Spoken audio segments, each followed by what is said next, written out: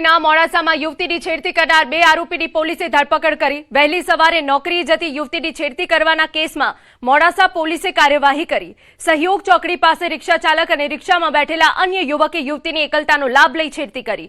CCTV footage અને યુવતીના વર્તનના આધારે પોલીસે મકસૂદ પઠાણ અને આદિલ શેખને ઝડપી પાડ્યા।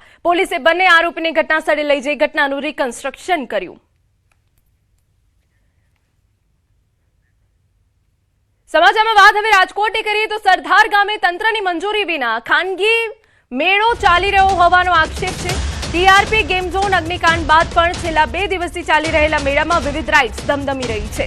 સરકારની કડક એસઓપી હોવા છતાં સ્થાનિક સ્તરે નિયમોના પાલન સામે સવાલો ઉઠ્યા છે। એક જાગૃત નાગરિકે મેળાના આ વિડીયો જે છે એ સોશિયલ મીડિયા પર વાયરલ કર્યો। ત્યારે કોઈ દુર્ઘટના સર્જાય તે પહેલા તંત્ર કાર્યવાહી કરશે કે કેમ તે સવાલ છે। અમારા સંવાદદાતા અંકિત જોડાયેલા છે।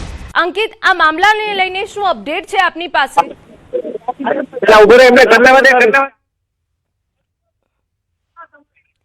જી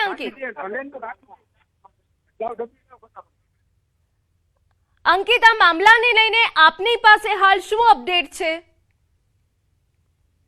વાત કરવામાં તો ટીઆરપી ગેમ ઝોન અગ્નિકાંડ બાદ રાજ્ય સરકાર દ્વારા લોક મેળા તેમજ પ્રાઇવેટ મેળાને લઈને એક કડક એસઓપી છે તે તૈયાર કરવામાં આવી છે। પરંતુ જાણે કે આ એસઓપીનો છેદ છે તે ઉડાડી દેવામાં આવ્યો હોય, નીતિ નિયમો છે તે નેવે મૂકી દેવામાં આવ્યા હોય ને તે પ્રકારે રાજકોટ શહેર પોલીસ કમિશનરેટ એરિયામાં સરદાર ખાતે તંત્રની મંજૂરી વગર છેલ્લા 2 દિવસથી મેળો છે, પ્રાઇવેટ મેળો છે તે શરૂ કરવામાં આવ્યો હોવાનો વિડીયો છે તે હાલ અત્યારે વાયરલ થયો છે। સમગ્ર મામલે ન્યૂઝ 18 ગુજરાતી દ્વારા વહીવટી તંત્રનો પણ સંપર્ક સાધવામાં આવ્યો હતો। ત્યારે જિલ્લા વહીવટી તંત્ર દ્વારા જણાવવામાં આવ્યું હતું કે જે પ્રાઇવેટ મેળાને મંજૂરી આપવામાં આવી છે તેમાં કલેક્ટર વિભાગનો કોઈ રોલ આવતો નથી। તમામ રોલ છે તે રાજકોટ શહેર પોલીસ કમિશનર અને તેમના વિભાગનો આવે છે।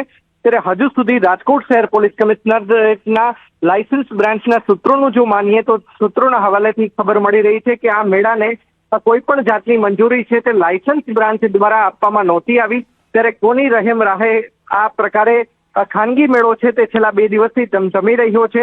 શું રાજકોટ શહેરનું જે આજીડેમ પોલીસ સ્ટેશન વિસ્તારની અંતર્ગત એરિયા આવે છે ત્યારે શું પોલીસને પણ આ બાબતની જાણ નથી? શું મહત્વની ગણાતી જે બ્રાન્ચો છે, ડીસીપીની જે બ્રાન્ચ ગણાય છે, લોકલ ક્રાઇમ બ્રાન્ચ તેમજ મુખ્ય ક્રાઇમ બ્રાન્ચ અને પીસીબી સહિતની મુખ્ય બ્રાન્ચો છે, શું તેમના ધ્યાને પણ આ મેળો નથી? તે અંગે અનેક સવાલો છે તે હાલ અત્યારે ઉઠી રહ્યા છે।